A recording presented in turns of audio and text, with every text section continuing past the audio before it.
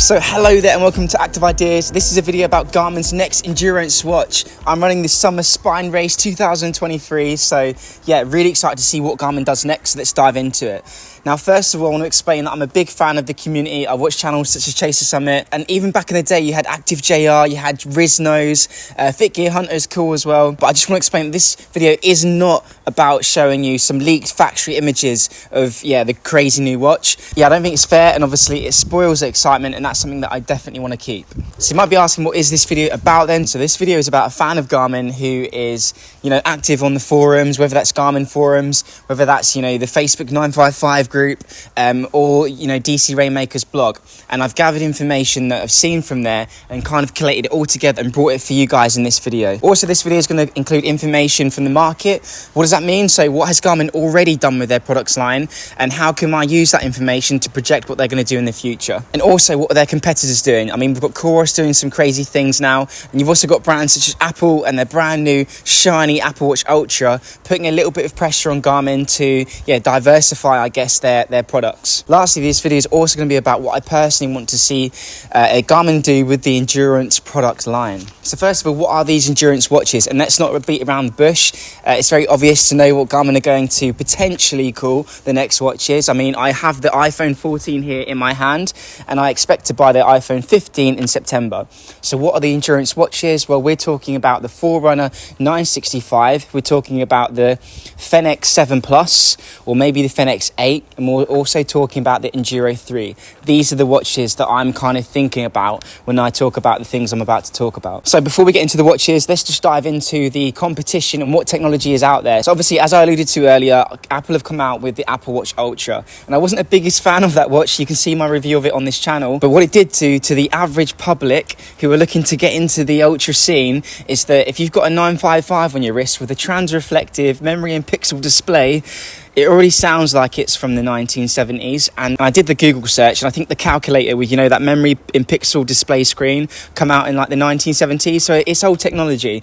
And you look over to the Apple Watch Ultra, it's this beautiful AMOLED display, and really easy to read under direct sunlight, very clear pictures as well when you look at maps. It's definitely something to admire, and potentially that has inspired Garmin to invest in those products such as the Epix Gen 2. Now, with the introduction of the Epix Gen 2, it really did bring to light this question: is what watches should and shouldn't get the AMOLED display? And I like DC Rainmaker's blog who's talked about this, but it's really made it hard. I mean, with the Forerunner range, such as the 945 LTE, it's clear that Garmin have sometimes marketed the Forerunner as the more kind of smartwatchy kind of type. Because we haven't seen the Fenix LTE yet, have we? We haven't seen the Enduro LTE. So maybe they are going to look to make an AMOLED version, such as the Epix Gen 2, for people who are into triathlon, ultra runs, or running, but also want that lighter casing, on their wrist, because the Epix is a heavy and bigger watch. I think another piece of technology to bring up, or we say technology, but I mean form factor, it's very clear that there's been a public outcry for a better display. Now, this isn't just talking about the display itself, it's everything that encompasses that. So the bezel size, and with the bezel size specifically, you've seen brands bring out amazing watches such as Sunto's 9 Peak Pro, a beautiful watch to wear on your wrist. It looks great, performs well, but people didn't like that screen to body ratio. And Garmin have always been let off a little bit lightly because they have got the solar ring around some of their watches, but not all of their watches have the solar ring. And if you go for a base model Fenix, for example, then you start to feel like you've got maybe an older device in your hand. And again, and you start looking over to the Apple Watch Ultra, and you're like, what's that over there? They're offering this ultra endurance watch, and it's got a beautiful screen. Now, I'm not going to stand here and say that the AMOLED screen is the be-all and end-all. I'm not a massive fan of it because I have used the Enduro 2, for example. I'm doing the spine race.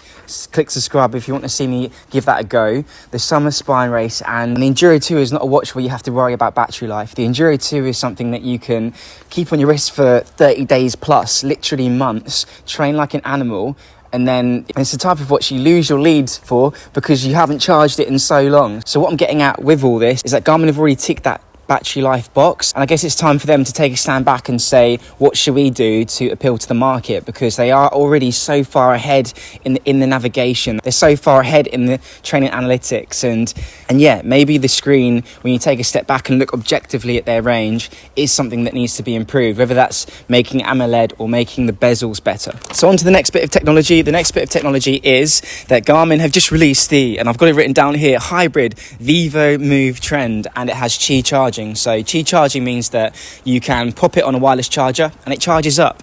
Now, what's so good about that, and how does that apply to us fellow endurance athletes? Well, I like the idea. I did the Backyard Ultra, for example, where I ran nearly 100 miles. I got to 92 and then I had to stop. But yeah, when you get back and you want to charge your watch, say you've got a Fenix 7S, for example, like I did back then, and your brain isn't working great because you've ran a lot of miles, it can be hard to poke and prod and get the wire connected with the watch. Yeah, you've also got to look for the wire. It all just could be a bit shambolic if you are really tired. So I like the idea of an ultra athlete being able to get to their aid station, take their watch off, pop it on a power bank that supports wireless charging, go grab a coffee, go grab a cream cake or serene bar, go to your kit bag, then come back, and with the fast charging as well, that's really important. You've got this watch that you can put back on your wrist and go and run another 50 miles with. So I like the idea of Garmin introducing Qi charging into their next models, whether it is the next Fenix, Enduro or 965. And lastly, we've seen ECG. Just diving into ECG lightly here. So obviously that's been introduced now on the Venue Plus. So you need to be in America to activate that, but obviously it's something that Garmin have invested in heavily. It's something that Apple Watch users have been able to benefit from for, I believe, a couple of years now, or quite a long time.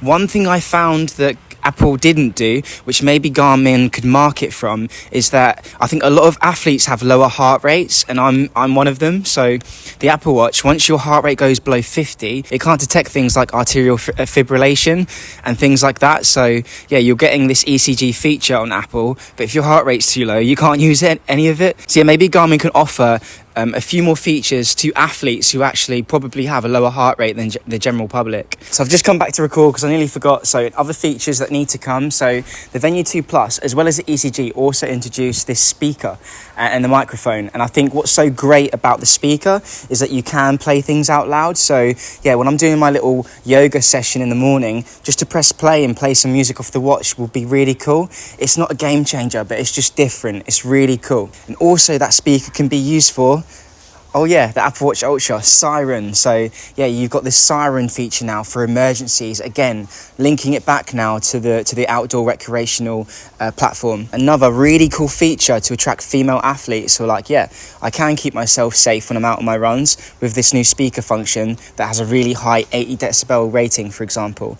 And I'd be using that safety feature myself if I ever had to. But what comes with the speaker? So the microphones, when you connect your Garmin to the iPhone, you can't do anything. So you're very limited because of Apple when it comes to sending messages. But if you've seen like Chase's Summit's video, I think, with the Garmin Venue Plus, you can use the speaker to activate Siri, so because it's Siri enabled, to send messages. So that's their way of getting around the Apple limitation. So we can message our loved ones and let them know that we're safe really quickly, or skip to the next song, or set a reminder.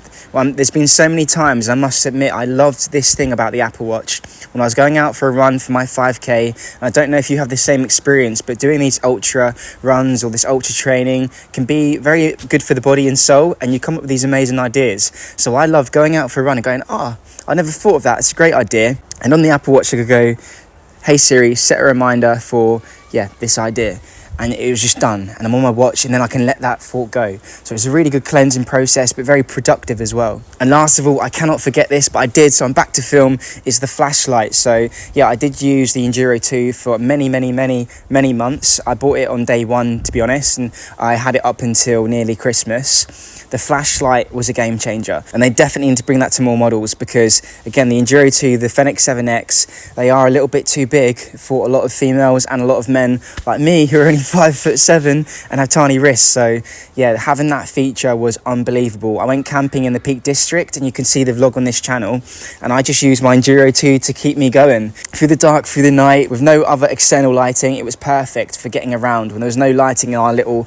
barn that we had. So it's a really good outdoor recreational feature. It's also very good for safety when you're running, so I've used it for running and keeping a light on, but also the safety feature of being able to put the Cadence menu on and go for a run and flash those, you know, drivers, people, pedestrians, cyclists with that light. Not brightly, it's not going to blind them, it's just going to let them know that you're there, just like a cyclist would wear you know, a rear and front light to let drivers and other people know that they're about. So it was a great feature for a runner, and they definitely need to bring that to the Fenix 8, the Fenix 8S, all these other watches that I'm about to talk about. So lastly, what has all this video led to, and what am I going to deliver to you? What does it all mean? So I think what has been created in the market, especially for a lot of female athletes who have smaller wrists, is a massive gap in the market. And I think that Chorus are kind of creeping their toes in with models such as the Apex range, which is a very small watch, but packing a lot of punch. And I've looked for a Garmin watch that packs a lot of punch. And, you know, if you've ever used the Fenix or Enduro, they are unbelievable. There's nothing like it on the market. They're great. But what I wanted was a lightweight option. So I tried the Fenix 7S,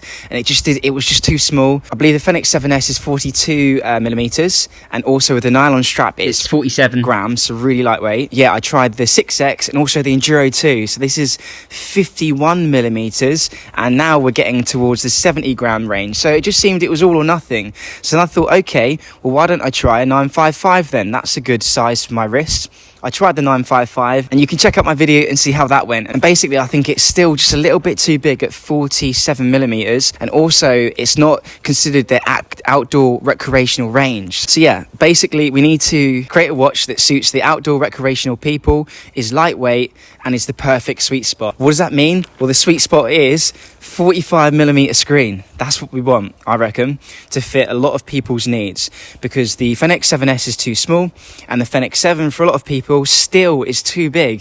Enduro, you know, see you later.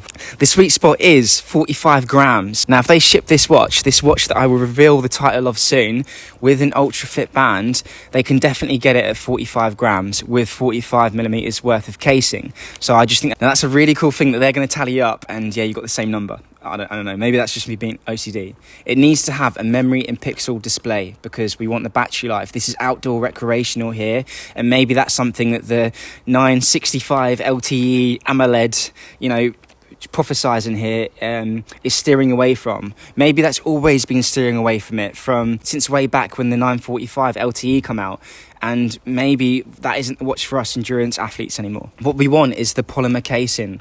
We're not worried about the aerospace titanium or the military grade steel. We actually are just outrunning in nice soft fields for super amounts of miles. But yeah, I think this watch would destroy the market. If you support that idea, that philosophy, show some support in the comments. Are you a female who has wanted an endurance watch that, you know, you've had to go to the Fenix 7X or Enduro 2, or you're like me, my wrist circumference is about 16.5 centimeters, and yeah, wearing the Enduro 2, not to say looks stupid, but it just looks a bit odd because it's a massive watch. As much as I loved it, it's a fantastic watch. So yeah, this is the sweet spot. Now you know all the details. What should it be called? So I have a few ideas written here on my notes. So this watch that Garmin should release this year, 2023. So this watch could be called the Fenix 45 Special Edition.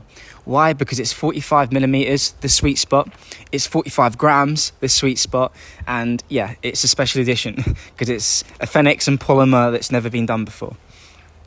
What can it also be called? It can also be called the Enduro 3S. So a lot of females taking part in endurance sport now. There's not so much of a stigma attached. There's more support. And yeah, the whole community is supporting that. Yeah, so maybe the watch needs to come as well. So maybe that is the Enduro 3S. So we've got the Fenix 45 Special Edition. We've got the Enduro 3S. And my last option was just the Fenix Lite.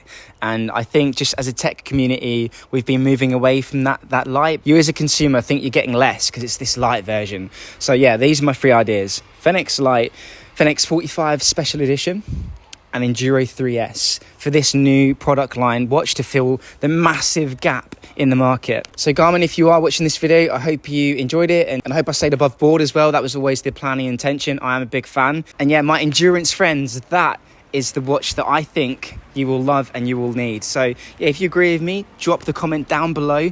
If you have any ideas, if you think something I've missed, please drop that in the comments down below. And yeah, if you disagree with some things that I've said, definitely leave a comment down below. They're all there to stay, and I think it's always going to be good for the community. Do we need a lightweight endurance outdoor recreational watch? So thank you again. As I did say, I am running the summer spine race, which I'm being supported by the charity the Black Trail Runners. So if you're interested in my journey there, I've got a filmmaker on board, and yeah, it's going to be an amazing journey. I'm actually injured with a serious calf issue at the minute, so we're going to see how I've gone from not being able to walk fast or run slow to hopefully in June being able to crush this 268-mile event. So yeah, some really exciting times here. I'm looking to test more Chorus watches, I'm looking to test more Sunto watches, and I'm really excited, as you can tell, to see what Garmin do this year. So with that, we'll see you later, and stay healthy, my friends. Peace out. So thanks for watching. You know the drill. Like, comment and subscribe if you can. My slogan, dreams are a step away. And remember, show compassion, show esteem, and have fun out there. Peace out.